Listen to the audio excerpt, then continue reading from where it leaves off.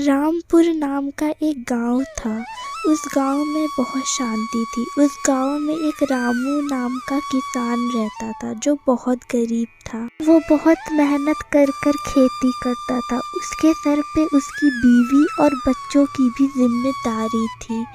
उसको खेती करने में बहुत मेहनत करना पड़ा। एक दिन उसकी बीवी ने कहा, सुनिए जी, खेती करने से कोई फायदा नहीं, आप कोई दूसरा काम देख लीजिए।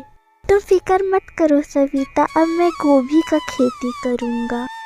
गोभी का खेती करने के लिए रामू गांव के जमींदार के पास कुछ पैसे उधार लेने के लिए चला जाता है। उस जमींदार ने उससे बोला कि रामू को जमींदार ने पैसे उधार दे दिए और रामू ने उससे वादा किया कि वो लौटा देगा। अब रामू बहुत मेहनत से गोभी उगाने में लग गया। देखते ही देखते गोभी भी उग आए, लेकिन देखते ही देखते पूरे गोभी में कीड़े लग गए और पूरा गोभी का फसल बर्बाद हो गया। ये देख के रामू और उसका परिवार बहुत दुखी हुआ और रामू दुखी हो गया क्योंकि रामू के सर पे बहुत सारे कर्जे थे, उसने गांव के जमींदार से लिए। रामू घर आके बहुत रोया, वो बहुत ही ज़्यादा दुखी था।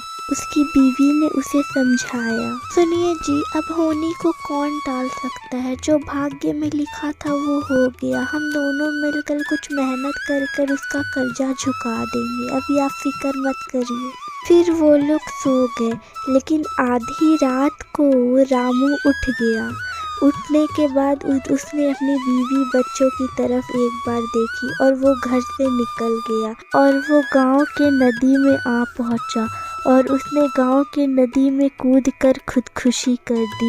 इधर उसकी बीवी रोती है, रोते रोते सोचती है कि अब हमारा घर कैसे चलेगा, लेकिन सविता हार नहीं मानती। वह सिलाई कर कर अपना घर चलाती है और कैसे भी कर कर अपना पेट पालती है।